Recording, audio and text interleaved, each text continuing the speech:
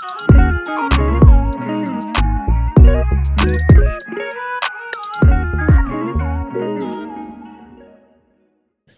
Lola, how are you? I'm good. How are you? I'm good. How's your week been? How's my week been? Do you know what? I had a really good weekend because I proposed to my bridesmaid. Oh yeah, I saw it. It was super, super cute. Yeah, it was really sweet. I'm glad I don't have to do anything like that again. Because it was a lot. Because I was like, the people that I would usually go to when I'm feeling stressed or want to talk about something I'm doing are the people I was planning for. Yeah. So I couldn't actually talk to them about it. But yeah, it was really cute, but I was wounded the next day. Yeah. Like literally, it was only supposed to be one friend staying over, and there ended up being 3 staying over. They were too drunk to go home. Yep, one passed out. I've never heard of a bridesmaid proposal like that one. When you were telling me, I was like, what happened? Then you sent me the videos, and I said, okay, yeah, this is making sense. I mean, it was a good time. But you set it up for that to happen, so I don't know what you was expecting. I mean, I provided drink, yes, but I also provided food. When you sent me the videos, I was like, yeah, these girls, there's no way that all of them went home. Literally in full possession of their faculties. Yeah, no. Like it was a good time. It was super cute though. Yeah. It was so nice. It was so nice, and like starting to do like wedding stuff now. It's exciting. I mean, kind of. Yes, it's a lot. It's exciting. How was your week? I don't know. What did I do? Oh,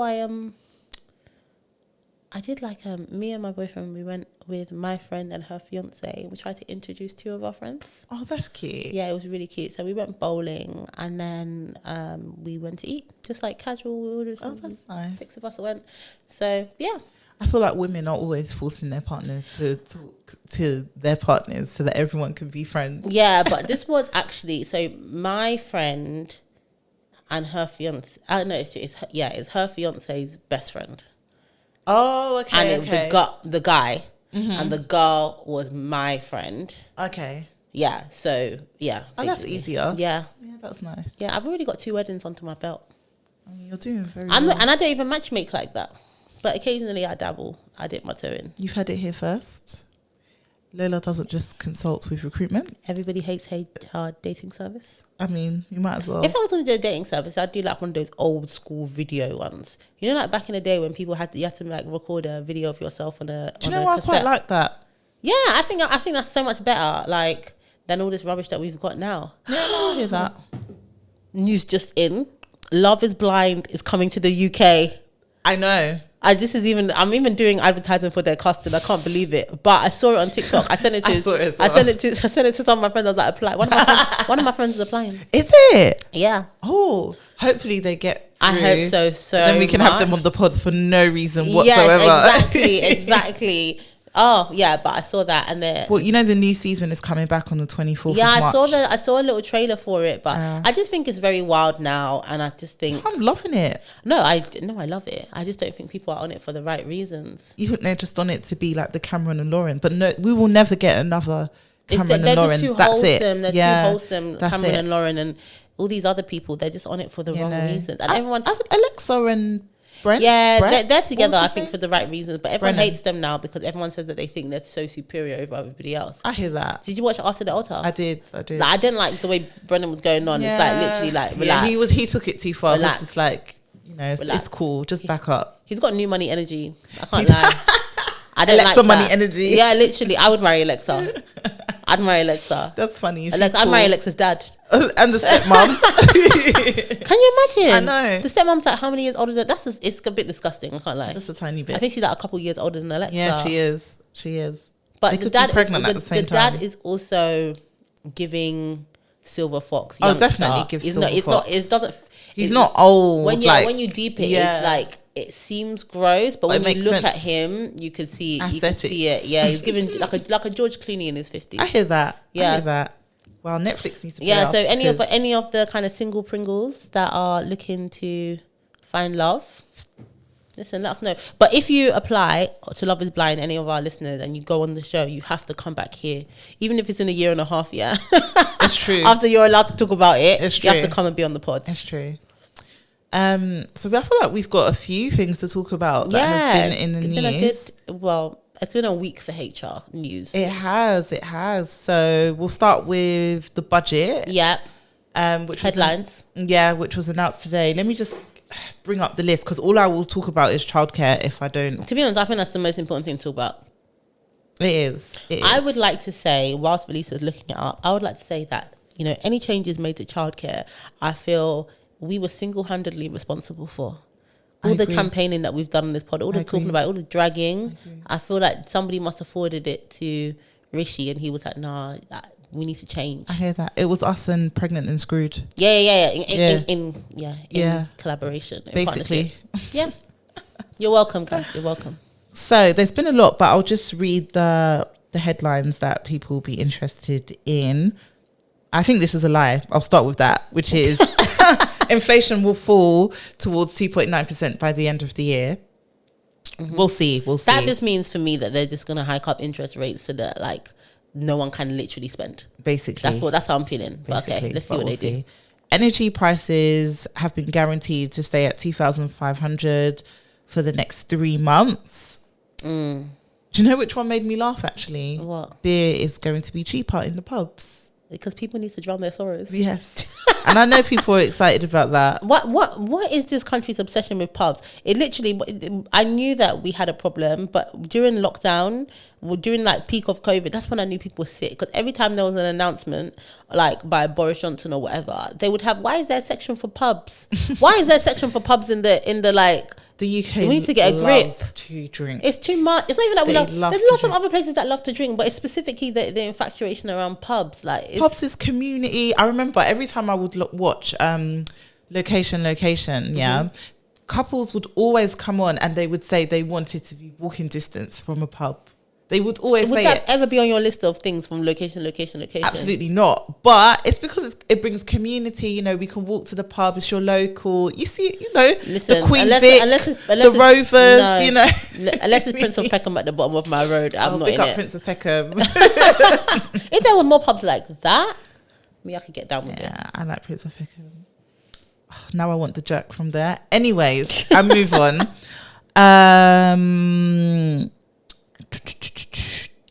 These are not interesting. Okay, so those who are disabled can now look for work without the possibility of their benefits being removed.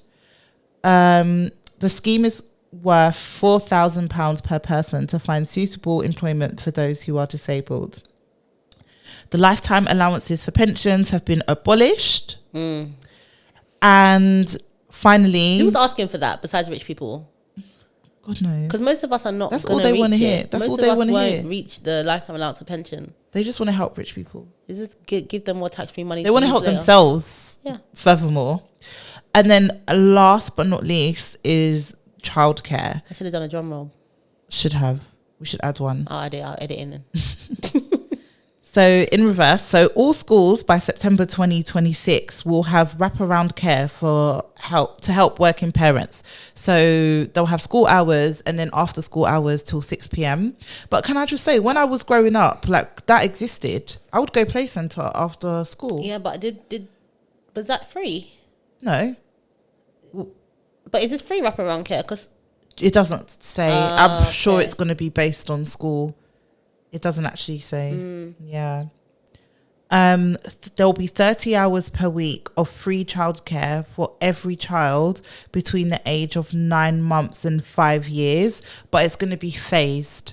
So from 2024, it will be the 2-year-olds will get the 15 hours, and from 2025, the 9 months to 3 will get 30 hours, and then 2026 it will go all the way from 9 months to age 5. We'll get the 30 hours. That actually works really well because, like, for me anyway. Yeah, the only cap on it is to qualify. All adults must be working at least 16 hours, and neither you have to be working. Oh yeah. That makes sense. And neither adult can earn 100k. So if one person earns 99k and your partner also earns 99k, then you're entitled to the 30 hours per week. But if one earns 101k and the other one earns 50k, you're not entitled. So it's not. It's so you could actually that's how they do like all of this income, like child, whatever, there's other child benefits. Like you're better off being a dual income couple earning more money than you are being than one person. If you were, for instance, a single parent that earns a lot of money, you would be worse off. Yeah. And with that as well, oh gosh, what was I going to say about that? Oh yeah, that's what I was going to say. So if you are one of those people who has one of the parents earning 100k, you can put money into your pension to bring you below. Okay. So yeah, so it's your taxable income. It's your taxable income. So if you earn 100k, but you put 10k into your pension every year, then you're under, and then you'll still people receive. People are going to start doing some mad planning, because if someone offers me, like, that's literally what I would do. Yeah, 100%. That's literally what I would do, because people would just be like, when they're negotiating for a job and the job is like, it'll be 100 and whatever. People will bring it, say nurse call, or they'll be like, I want a different split of I don't know, total in rewards benefits and stuff. Or something, yeah, like, no, if you can bring it down from cash. But I don't know how would it be like because if you put it in bonus, it will still end up in there. Yeah, it will still end up in But your if it's like in your benefits or in your car, or you take some benefits. Yeah, like your car cash allowance. I need to start. Do you know what the funny thing is? I used to work at, when I was a tax advisor, this is the kind of thing, budget day, we were not allowed to do anything. So we basically had to sit there, watch the budget, and we wait. There was a team. So why you don't like watching it now? Yeah, it's triggering. It's triggering. So sometimes I still watch it, but basically there was a team from like the top experts at Deloitte. They would gather in a room and watch the budget together, and they would tap, tap, tap on their keyboards. And there was like a race of who could get the information out first to the client. So it would be like, we need to get the budget summary out before PwC. And it would go at like 5 p.m. or like people would be like literally furiously writing these budget things, and then we all had to forward them to our clients with a personalized note to say, "Hi, you may know that it was the budget today. I just thought I'd summarize for you what's happened," and it was so like ridiculous. So yeah, that's how sad it is. That's fair. But then, and the day after, they would start like thinking about the ways to consult on it. So I have no doubt that there'll be somebody in some big tax consulting team figuring out how to build a proposition to approach clients. Be like, "Oh, do you know that by 2020 whatever some of your higher paid thing, they're going to lose out on this child. Have you thought about different ways to structure their remuneration?" That's what they'll be doing. I need to do that. I need to figure it out so that I can take it to my clients first. I love that though. Yeah, because that's what they'll be doing. They'll be like, "Oh yeah, we can offer you a solution for your higher paying things to get them free child whatever." That's why they should never have scrapped the childcare vouchers. I don't know why they did that. Yeah, it's crazy. They shouldn't have done that. That was crazy. Yeah, but we're literally like, I'm so shocked that they did something, but it got to a point where they just they were being dragged. They had to. Yeah, they had to. It was getting too much, and then people were looking at them like, you do not want women to work at. And they have and I think that's what they've done. I don't think they care anything about women, but I think basically we need more product. Do you know what I mean? We need more people to be working. All these things that they've done to get people working, like paying. We spoke about the bonuses for the job centre.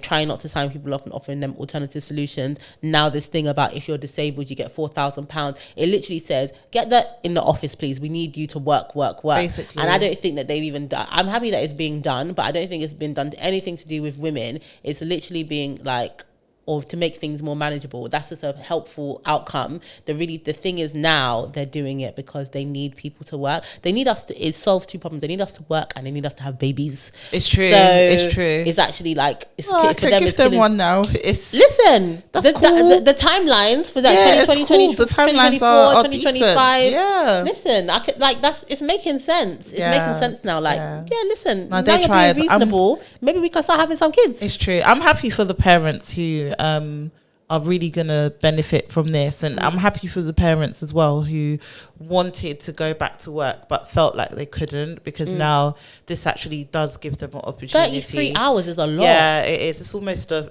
full week, but it's over 38 weeks, so it's over term times.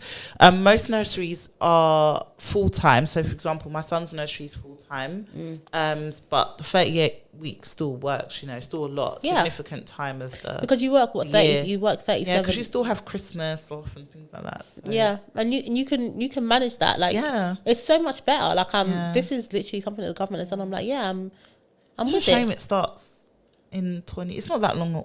It's not a long time away, but it's a year away. Like 2024 April is when the first phase starts. Yeah, that's fine. That means that you can just wait. Give it a few months. Give it a few months, please. Yeah, just a few months. No, I don't want another child right now, guys. Please. Those of you who are ready, just hold on a little longer. You'll be fine. Yeah, or if you get you have to just a few more months. Yeah. Do you know what? It actually works out very well. The timing. I like that they've given us advance notice because now we can all be thinking about. Plan. We can plan. We can get a new job in the next quarter. Get a new job. Then by the time we have by the time your baby is even of like 9 months. Yeah. So 2025. In fact, that means that people can be having babies now. Yeah, you can have babies now. Yeah. Anytime from now it can happen. Yeah. Look at us adding to the population. Yeah, look at us. We're really doing God's work here. And then you can just, for those who have a longer timeline, go now, find your job, find your job that has the 6 months maternity full pay. And then you get your full pay. Pick up those companies. And then you do your 3 months at maybe statutory. That's fine. Yeah, because if it's planned, you can save up a little bit. Yeah, just 3 months worth of money. Yeah. And then from 9 months, you can be, to be honest, if you want to put your child in nursery for 9 months, that's fine. But like from then, you can get some support. Yeah, I think it's fine. I mean, in my son's nursery, there's, I remember one time I went there and I literally saw babies who could barely sit up, like in this class. It's just like, oh, this is so cute, but also, oh my gosh. Yeah, no, nursery scare me a little bit. Yeah. But yeah, I'm happy. This is that's good stuff. So we don't clap for the government here, Lola. No, we do. If they do reasonable things, we don't, because they're still crooks. We clap for the policy. We don't clap for the individuals. Okay, that's fine. You can clap for the policy and not the individuals. The individuals. Yeah, thank you. So what else is in the news? I know there's something that you really want to talk about. Yeah, there is. So trigger warning. If you don't want to hear me drag somebody, this is your time to skip forward, maybe 10 minutes. Skip forward. So I wanted to talk about Clemmie Hooper. And for those of you who don't know, Clemmie Hooper is a midwife who used to be a mummy blogger. She was a really successful, huge mummy blogger, like over 1 million followers she had. And she used to go by the name of Mother of Daughters. And she has a husband who was called Father of Daughters. Their whole thing was, they've got 4 daughters that they're raising. She, the fact that she was a midwife helped. She had she was on This Morning. She had deals with Marks and Spencer, with Bowden. She was top of the top mummy blogger. Then one day she lost her mind, right? She started an account called Alice in Wanderlust. It was like an anonymous account. And with this account, she trolled other mummy influencers and a lot of black mummy influencers. And she said racist things or things which were racially offensive. One of them was Candice Braithwaite. And she had said that, Candice, everything she does is really aggressive and she's always weaponizing her race. When Kelechi Okafor had made her pregnancy announcement, she trolled underneath that. And obviously she's a midwife and she trolled underneath Kelechi's pregnancy announcement. Yeah, mad. And also it was even more insensitive because just some time before that, Kelechi had said that she had a miscarriage. So everyone was just really happy and stuff like that, and she was just there trolling. And obviously she's a midwife. It's even more it's even more sinister because even though she was trolling Candice, she was in real life inviting her to engaging with her as another mummy blogger. She had a podcast. She invited Candice on the podcast. They spoke about black maternal mortality. They did all this stuff, and secretly she's dragging her on the internet. She even trolled herself to deter suspicion. She called her husband a twat. So this all happened anyway, and the internet is undefeated. Somehow on this thing, Tattle Life or whatever, they figured out that she was Alice in Wanderlust and that she was the person who was behind this account. She came out, she issued some nonsense apology on her story.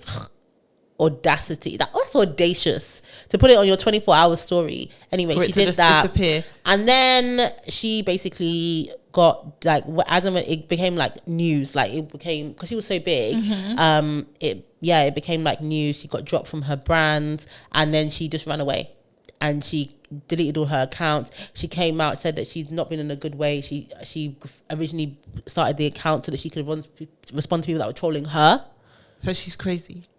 That's what she basically said. Anyway, the fact that she's a troll is problematic. The fact that she's a midwife who, you know, will deal with people from all ethnicities, and that she had all these things to say, whilst actually openly discussing black maternal mortality, is so problematic. Anyway, so everyone was calling for her to, in fact, there's a bit like when it came out that it was her, Candice was, she didn't really say anything about it. No one really said anything about it like during the time. Kelechi did say like it's mad that it's her because that account was trolling under her pregnancy announcement. And then all Clemmie Hooper's followers, not all of them, a lot of Clemmie Hooper's followers, they ran to Kelechi's account. They reported it so much so that they basically had to silence her. Instagram, they reported so many times that Instagram they suspended her account, they locked her out. Loads of people campaigned, she got her account back, but it was literally like there was so much sympathy for her. And even now, if you go into like her husband's thing, he features her in the account. They have a home renovation account, so even though she doesn't have her account, she's still very much featured, and people love her. Like, like so many of her followers, they just don't care. Like they don't care that she was, not even the fact that there was a bit of racism. They don't even care that she was a troll and that she was trolling other mothers, like, and all this stuff. As a midwife. Anyway, fast forward to now, right? So that was in 2019. So fast forward to now, everyone was calling for her to be like, to lose her job. She shouldn't be able to do this. It's dangerous. That you can't be a midwife and be open, like everyone know you're racist or whatever. So she had to go in front of the NMC, so that's the Nursing and Midwifery Council, and that's the professional body which basically governs if you can practice. So it's kind of like CIPD but more serious, because if CIPD says that you can't be a member, then you can still do your job. It's true. Respectfully, CIPD. So the Nursing and Midwifery Council, you have like a pin. If they basically say you can't do it, you can't practice midwifery. So she had that now. I don't know why it's taken like 3 to 4 years to even get to this point, but here we are. And basically she bust case. They found her guilty of like 3 of the cases, but all they did was give her a caution. Wow. So were any of the cases she was found guilty of in relation to Kelechi or?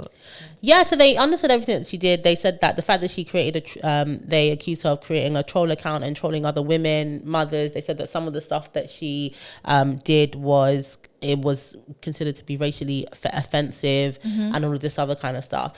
But then she had a lawyer, obviously, and well, not obviously, not everyone does, but she had a lawyer, and the lawyer said yes, even though she admits to saying these things, at the time she wasn't aware of how racially insensitive they were. How does she not know that? She didn't understand that saying that somebody that was aggressive and brings everything back to race, and you said someone weaponizes their race, but she couldn't see how that's racist. No, she didn't, and she basically did.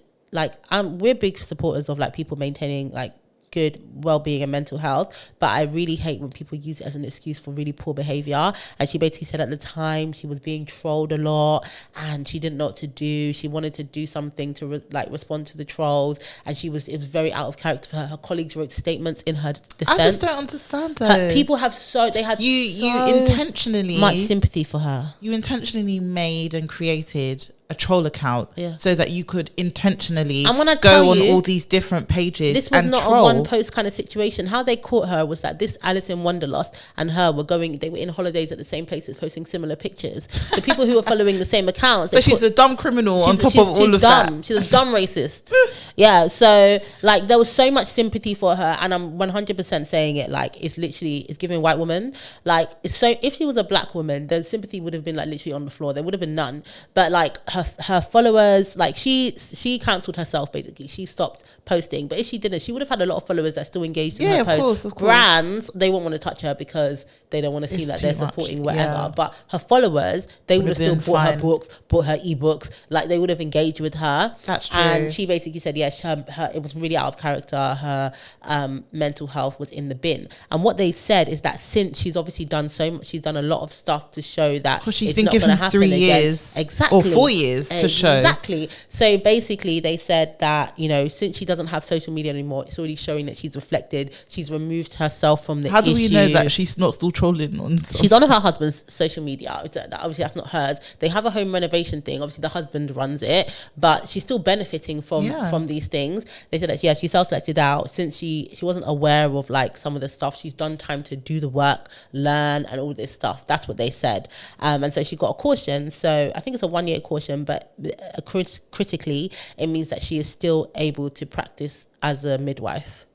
If God forbid I'm in labor and that woman walks in, I will Karen the whole room and I'll say, I'm not having you. Give me somebody else. If you don't even know, I'll deliver my own baby. The scary thing is that probably a lot of people won't, even though she has had a big follower count. We're 4 years later, so a lot of people might not even recognize her or know who she is. She literally faded into obscurity. So you wouldn't even know that she's feeling a certain way. Yeah. Oh, that's she did so it scary. so sensibly as well. Like she basically self-selected because she knew that if the NMC gets hold of it, because her whole value, like why she kind of stood out from other mummy bloggers, is because she was a midwife. So she has that kind of level of expertise and stuff that not everyone can have.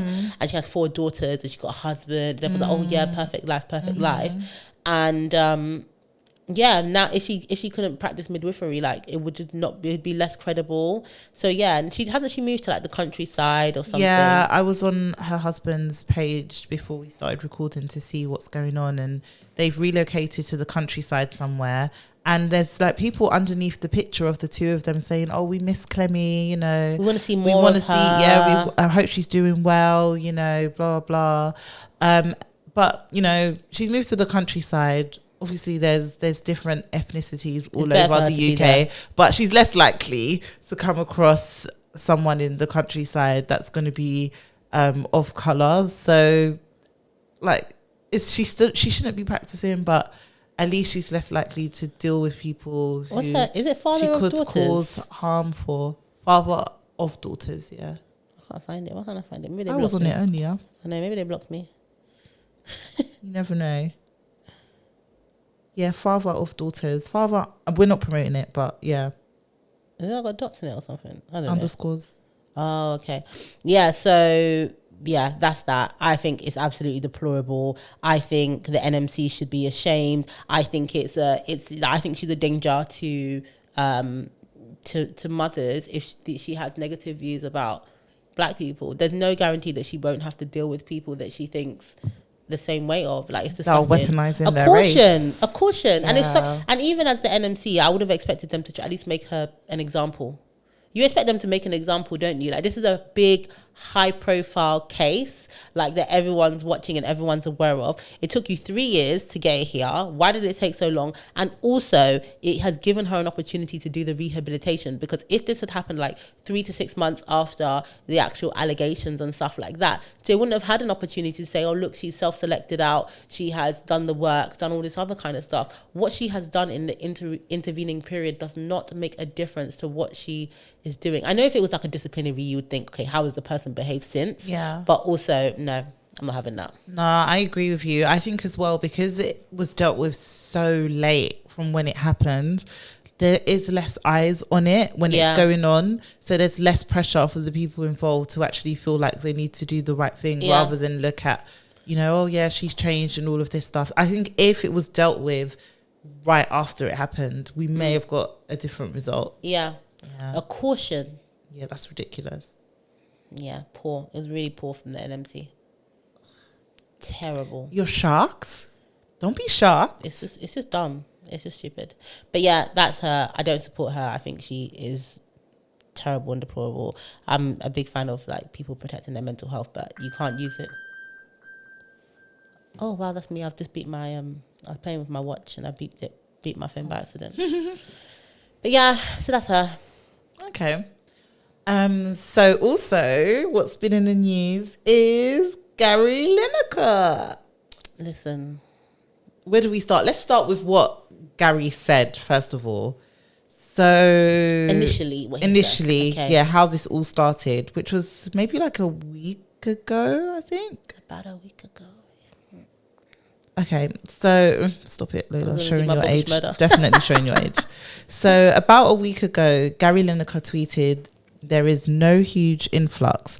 We take far." Sorry, actually, let me go back one. So the reason for this tweet is because I'm sure loads of you saw it, where the government started this, Hate campaign. Yeah, this hate campaign about migrants coming in on boats and saying, no, if you come to the country illegally, you cannot seek refuge here.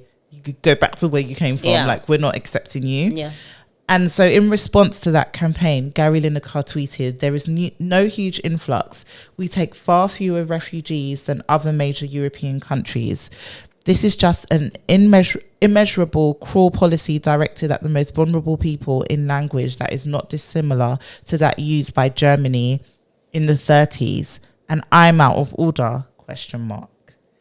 Is what he said. So basically, he was saying that the way the government have worded the campaign is basically how they was used to speak about Jewish people in the 1930s when they were trying to get Nazi people, Germany. Yeah, Nazi Germany, when they were trying to get people to dislike them and get on board. And it's true. So obviously we know Gary Lineker, former footballer, the highest paid person at the BBC. Walker's Chris, pundit, does match of the day every single week. People watch because of him. I watch because of Ian Wright. People watch because of him. And the BBC did not like this tweet, and they wanted Gary to apologise. And Gary said, "Nope, I'm not apologising. I'm gonna stick beside it." And that's my man. Yeah, and because of that, he didn't present on Match of the Day. He was suspended. Was it suspension? Yeah. And when this happened, his colleagues who also present Match of the Day with him decided to stand with Gary in solidarity. So people such as Ian Wright, Alan Shearer, Alex Scott. What made me laugh is that Micah Richards was like, "I wasn't supposed to present on Match of the Day tomorrow, but if I was, I would stand with him." He wasn't even on it. Because Michael does CBS, I think, not BBC. But so all of these people stood in solidarity with their friend, I think. Yeah, I don't think it was because, I don't think it's because they disagree with what he's saying, but I don't think they did it more for what he said, but more to stand with Gary as their friend. Yeah, the actual issue at hand, which we didn't really discuss, was basically what the BBC said is that obviously the BBC is government financially backed, right?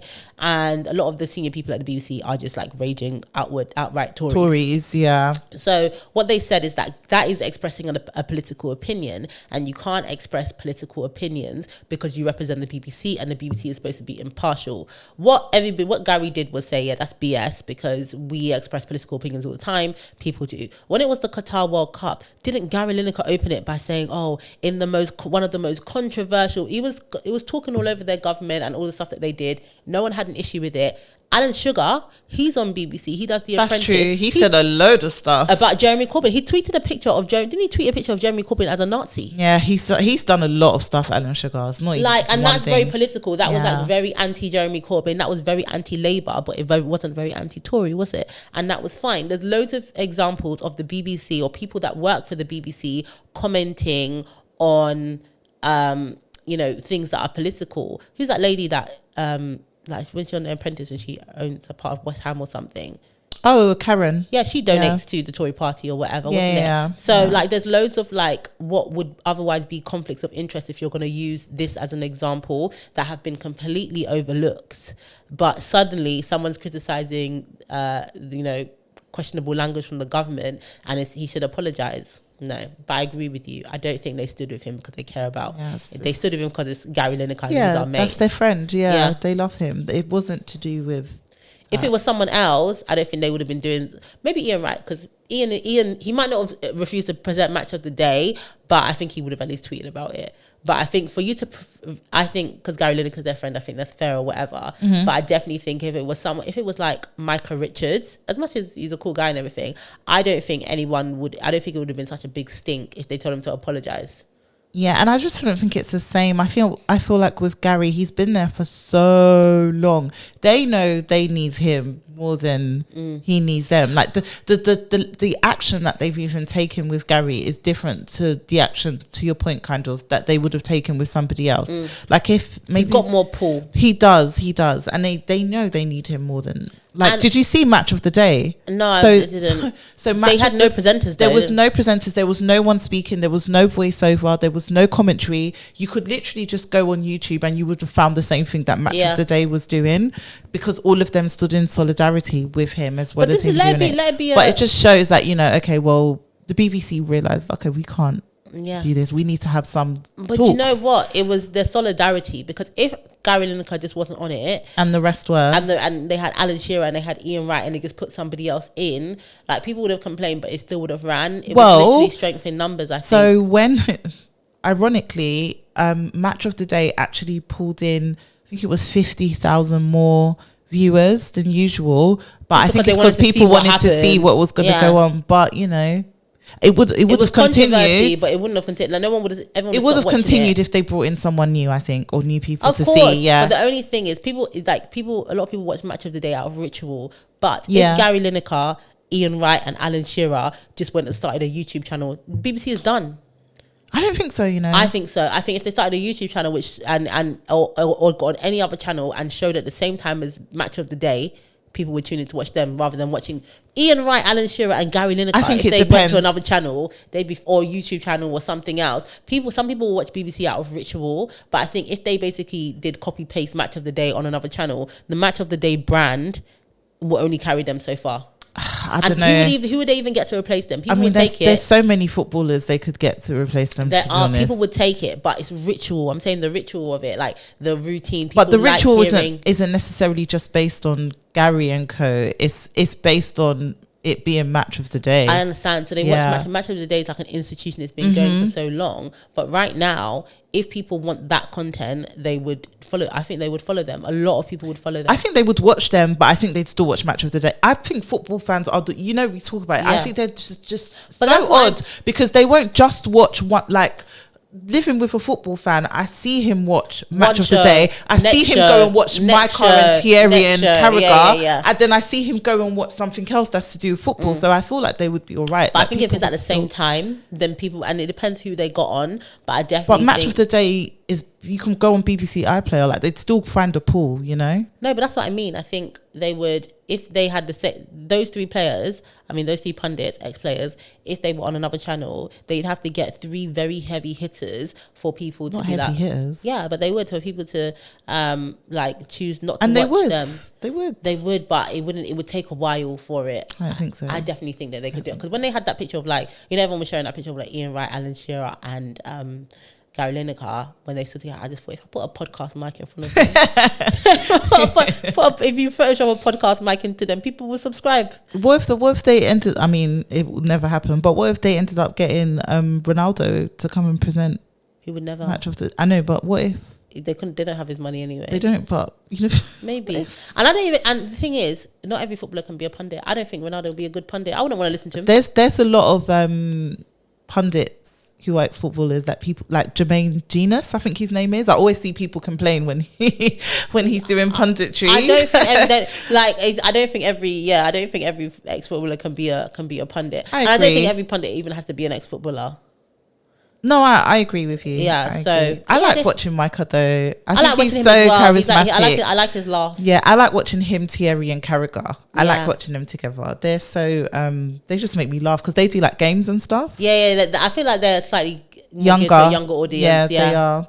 So we digress a little bit. So after Match of the Day basically being silence, the BBC and Gary had some talks and negotiations about what should happen next. And how it ended is Gary Lineker released some tweets. And he said, after a surreal few days, I'm delighted that we have navigated a way through this. I want to thank you all for the incredible support, particularly my colleagues at BBC Sport for the remarkable show of solidarity. Football is a team game, but their backing was overwhelming. I have been presenting sport on the BBC for almost 3 decades and am immeasurably proud to work with the best and fairest broadcaster in the world. I cannot wait to get back to MOTD chair on Saturday. A final thought, however difficult the last few days have been, it simply doesn't compare to having to flee your home from persecution or war to seek refuge in a land far away. It's heartwarming to have seen the empathy towards their plight from so many of you. We remain a country of predominantly tolerant, welcoming and generous people. Thank you. #ad. That's what it's giving. The second tweet. Read that second tweet again. Read it again. I have No, read it again. It's giving #ad. Give it. I have been presenting sport on the BBC for almost 3 decades and am immeasurably proud to work with the best and fairest broadcaster who also worked with Jimmy Savile in the world. I cannot wait to get back in the MOTD chair on Saturday. In paid partnership with the Tory government. Like, what the hell? Like, I was literally with him, yeah, and I like the fact that he added the refugee thing, because it's literally him saying, like, I stand by what I said. I stick by what I said. Yeah. But when he said the best and fairest broadcaster, is literally giving Rugrats. Oh, he's the most bravest and best friend ever. Corrupt broadcast place. No, absolutely not. That I can't believe he said the best and fairest. The BBC. You definitely know that their communications leaders had something to do with that. It was like those tweets were created and curated not just by him, for sure. Listen, they said, look, Gary, we understand that we've reached this agreement.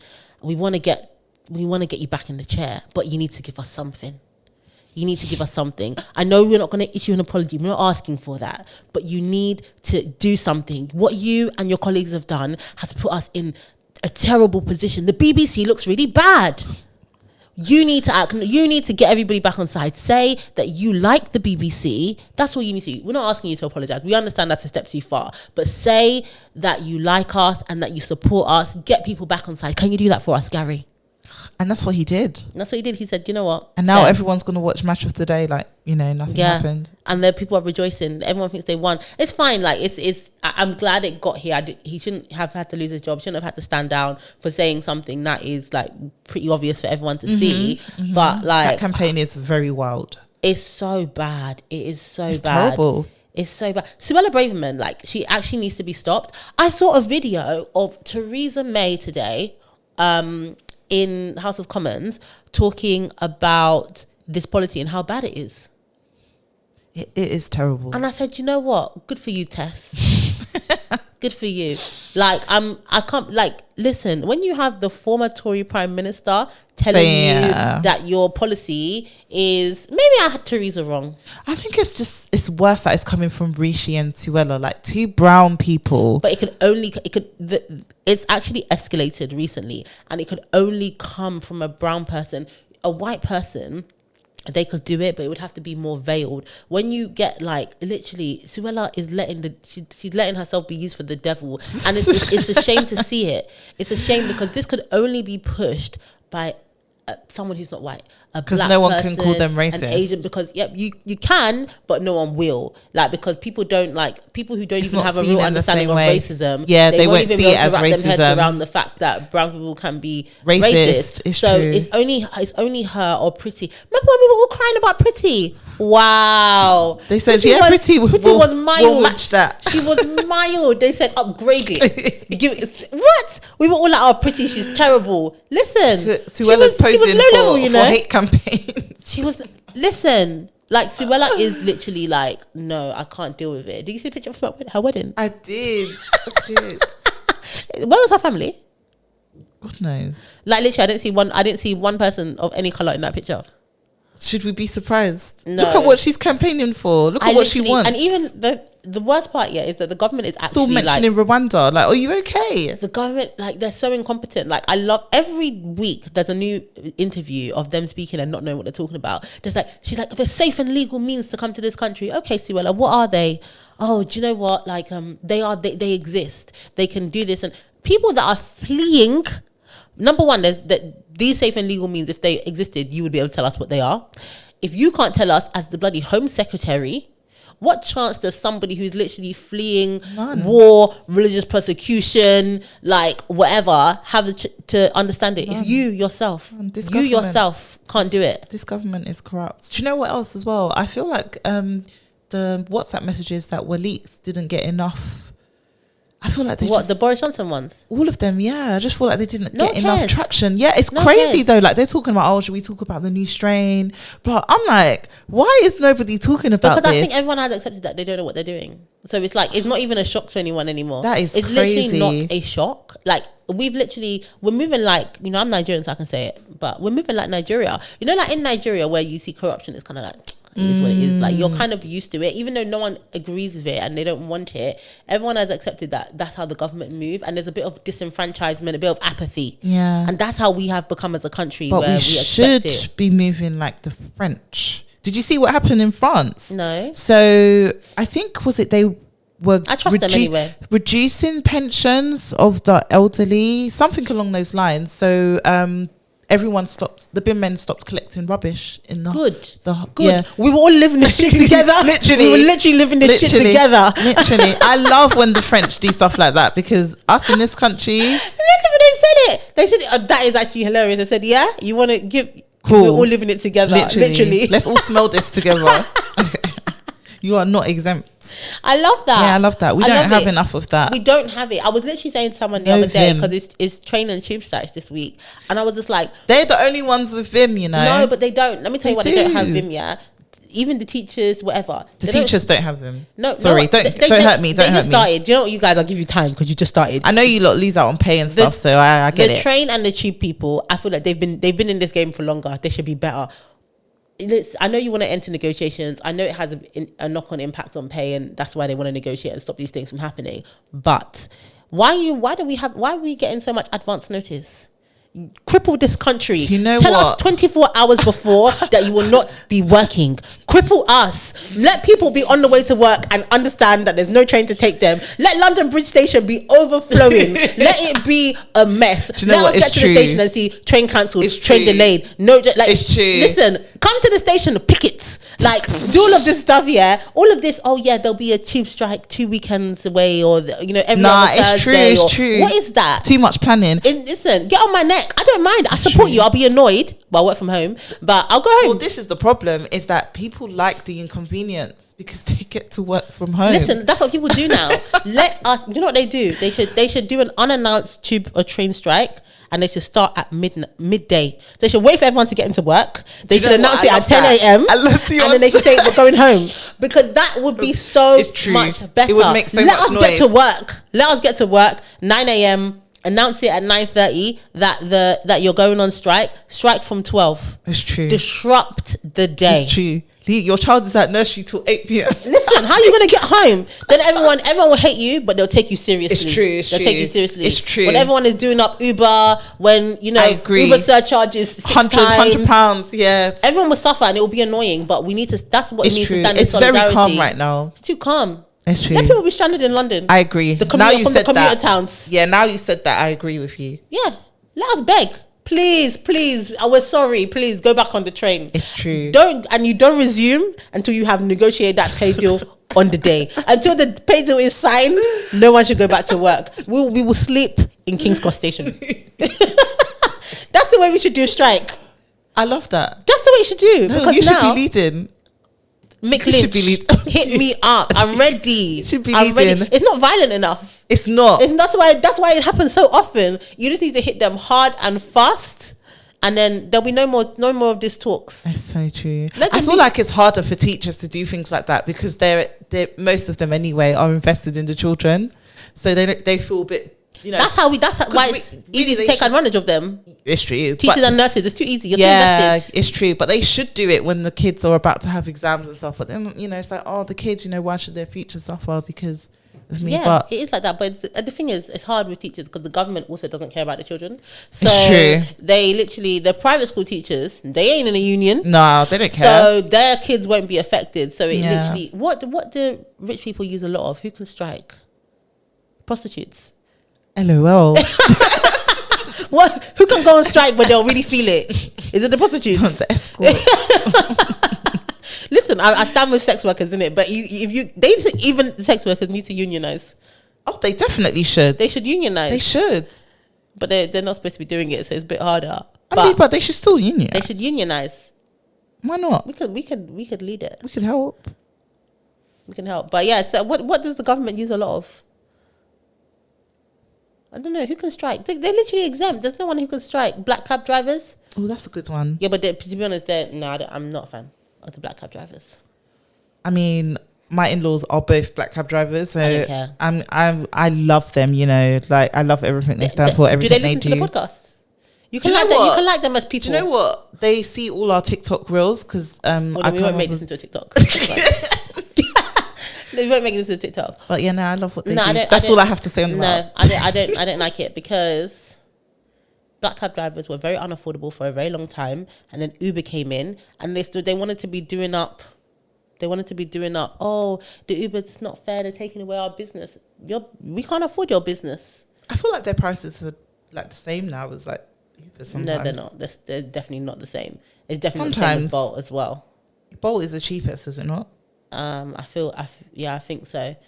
And then when the Uber drivers never used to pay congestion charge when they had their little TFL thing. Yeah, now they have to pay it. And all the black cab drivers, they joined the campaign that the Uber drivers shouldn't get the same treatment as them. Because I remember that. They can use bus lanes and do all this other kind of stuff. But they didn't. The Uber driver didn't have to pay congestion charge. And then one day they basically joined. They led the campaign to make these guys have to pay congestion charge. And then when they had to pay, it was like $2,000 or $3,000 a year that now they have to pay that never had to pay. And the Uber drivers, I remember they did a strike, and I really appreciated their strike. They all basically parked their cars in different parts of central London, like as in like toe to toe to toe, like bumper to bumper, parked their cars, blocked up all the roads. And I was like, yeah, I stand with you. And then obviously there's a lot of like Muslim Uber drivers. When it was prayer time, they pulled out and they prayed on the, and is it? You know what? Yeah, I saw it. I was just like, I love this for you guys. They're just like, yeah, we're striking, but we got to pray. So I love that. Speaking of, actually, it is Ramadan next week. Yeah. So shout out all our Muslim listeners. Yeah.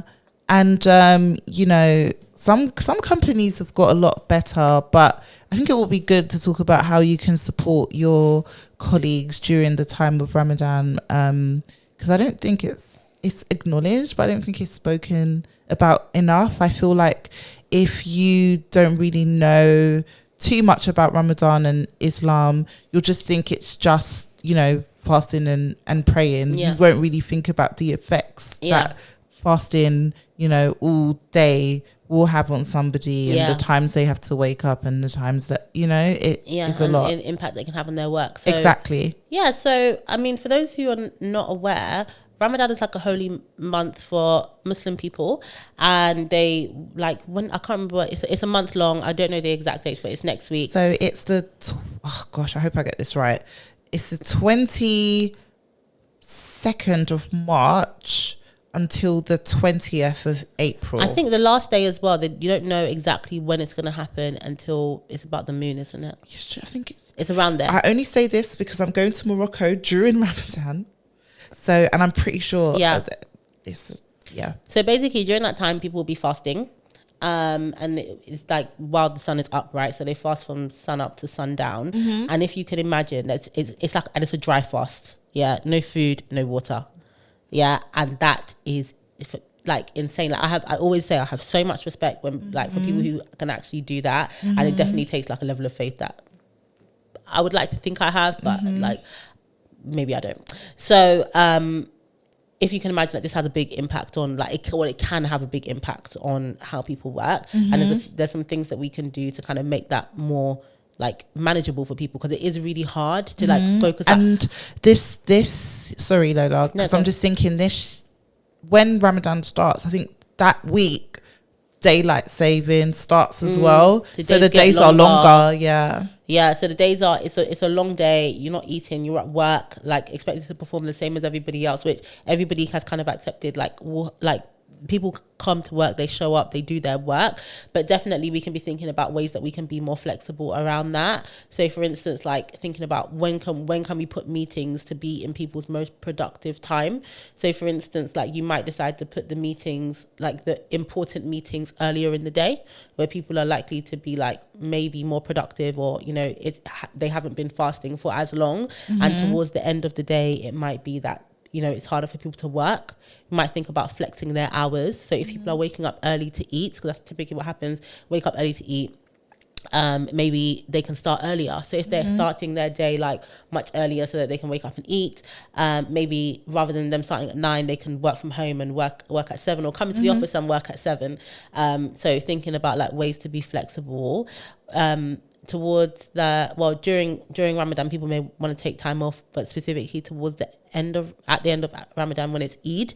So thinking about whether you can we're trying to make a big effort to approve those requests. So if there's like stuff going on and you're like, oh, it's not ideal, can you be flexible to make sure that you can approve those requests? And because of the way like Eid is determined, sometimes those requests might be short notice. So they might say, oh, it'll be either this day or that day. So just having in your mind that, okay, I'm not going to know the exact day that this person wants off until maybe the week before or something like that. And being like, okay, being okay with that and working around that. And just being mindful, like, if there's like team things that you're doing, if there's a team dinner team lunch that you're having, is it possible to move that so that it's outside of the month so that those employees can participate, or that it's just you're not making it harder for them? And also actually, I was just going to say, I think in general as well, just giving some grace to those employees with regards to performance. Like, I don't think you should, they might, but you shouldn't necessarily expect them to be performing at consistently for the next month or however long, because they're literally, they're fasting, there's a lot on their mind. This is a very it's a religious time, it's religious all the time, but it's a religious time for them where their aims and their purpose are not necessarily going to be work related. That is not going to be their priority specifically at this time. And even just trying to survive, physically, what your body is going through. So I think it's to be mindful. If somebody forgets something, be mindful that they haven't eaten yet, so I think it's important for managers in particular as well to take that into consideration, as well as employees. And help managers as well. I think that's really important to help managers. So they're I think it was 2021 or 2020, we put out some, in the company I was working at the time, we put out a comms around Ramadan. We did a line manager training and a line manager briefing. I love that. Yeah, so we initially we sent out a briefing document, and then we did a lunch and learn around Ramadan, and all the managers were super grateful. They were like, oh my God. And then we also did some comms to the team or the whole business, just to say happy Ramadan, and explain to everyone that, some of our colleagues will be fasting. This is how we can support them if you're fasting. These are the things that are available for you, so that people, for instance, we say you can work flexible hours, so that people don't need to feel anxious about asking their manager for that, and that their managers know what they can do and what they can't do and how they can support. And I was really shocked, because I just thought, oh, it's Ramadan, everybody knows. It's they really don't. Yeah. And one of our managers actually said, oh, she was Brazilian. She said she'd never heard of Ramadan until that year. What year was it? 2020 or 2021? But she said because some of the players, it must have been 2021, because she said some of the players, was it in the Euros? They couldn't play because it was, they weren't going because it was Ramadan. And she said her boyfriend told her that was the first time she ever heard of it, because some of the football players, they weren't competing. But yeah, so it's sometimes you take for granted that what people know and what they don't.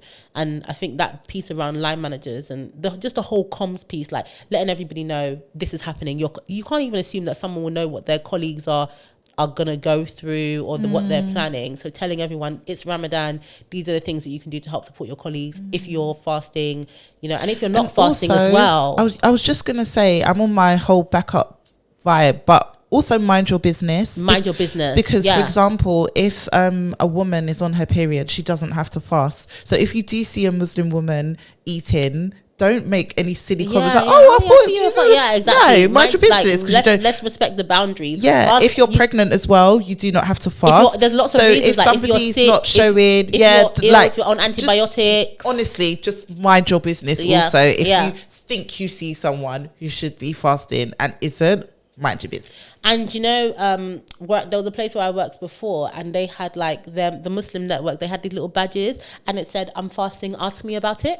I love and it that. was for people. You could put it on if you were like, if you wanted to, if talk you wanted to about talk, it. or like if you wanted just to let people like, so people would know when What's they came to going talk on, to yeah. you. Oh, you might be fasting, then they can be having that kind of stuff in the forefront of their minds, and actually they can ask you questions, and you might want to engage in that discourse. So I think if there are things that you can do to encourage communication and education, then I think that's good, but not necessarily putting the onus on the employees to do the education for everybody else. Yeah, and I think in general, it should be done, but quiet rooms and some companies actually have prayer rooms that are specific for praying for different religions. But just make sure that, you know, if you do, if it's a multi-purpose room, just make sure that, you know, you've tidied up after yourself. That's such a big thing. Yeah, be like mindful. just because people are going in there to pray, so just make sure that it's maintained, it's looked after. You don't know who went in there before you, who's going in there after you. So I think that's important as well. And I think even just seeing, because Muslims pray 5 times a day,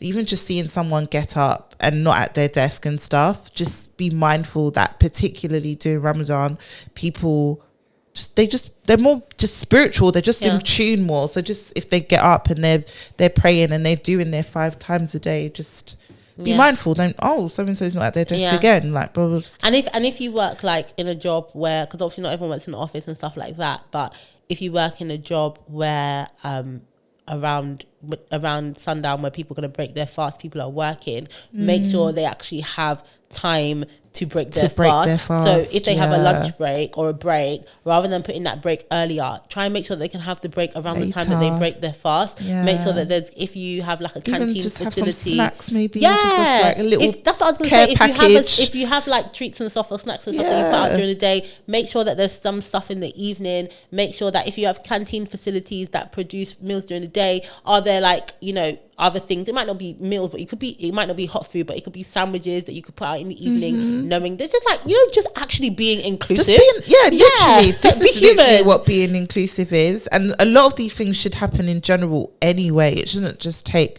a religious period for people to think this way, but obviously it brings it to the forefront. But in general, just be a nice person. Yeah, you know? just be inclusive. Think about what other, especially if it's not hurting anybody else. Like think about ways that you can actually make people feel included. That time that we sent out that email, the first all company email about Ramadan, literally the amount of emails that I got back was insane, because I was the one who sent it. And everybody, like, I had so many emails back from Muslim employees that I've never worked somewhere where they've sent an email like this.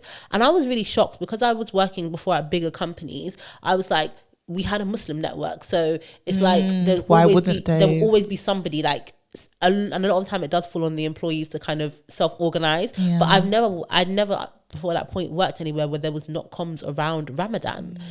Like I feel like this would be a good Spotify question. Like, has your company said anything? Yeah, has your company said anything? Or do they expect them to say anything? Because I think it's insane to have, like, especially like London, like companies in diverse areas, even like Manchester, Birmingham, where Leicester. They're not like, do you know what I mean? It's not like you would definitely have Muslim people 100% in your organization. So how can you not have? It's going to affect people, and that line manager piece is so they're the ones who need it, because they need to understand. Cool. Woo. Woo, woo. If you're celebrating the holy month, we stand with you. Happy Ramadan. Mubarak. Ramadan Mubarak. I think. Please correct me if I'm wrong. I think I'd know more. My stepdad's Muslim, but move. My mum grew up Muslim, you know.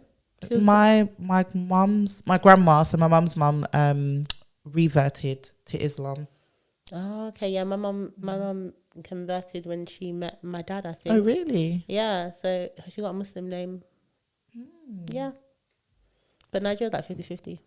In Sierra Leone, like 80% of the population is Muslim. I didn't know that. Yeah, very high. I would have thought it was about the same. Most of them, you'll hear a lot of like Muslim names in Sierra Leone. Yeah. Well, that's a nugget of information It about is. us. I hope that was useful. Peeps. Do people still say peeps? You blaze your own path. Thank you. Velisa. I appreciate that. That's very inclusive. We've done this exact same thing that we did like 2 episodes ago, and we did not introduce ourselves. Oh yeah. Hi. You do your bit. Go on. Hey, this is Lola, but you can call me Lola if you like. Hi, this is Velisa, and you can call me Vels if you want. And this is the Everybody Hates HR pod, episode 37. Whoop, whoop. Also, just to say that we're really enjoying being back. Like, this is what our 4th or 5th episode since we've been back. Yeah. And the reception has just been amazing. Like, we are like up on our listeners.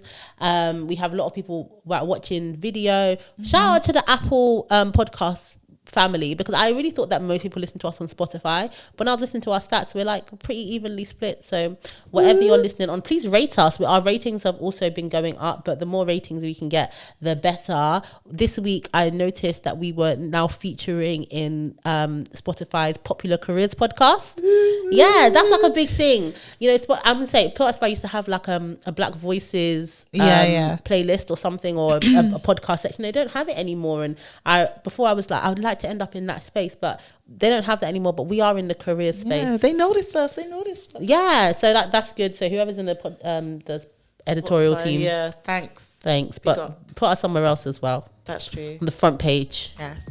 Yeah. So that's a wrap, guys. Bye.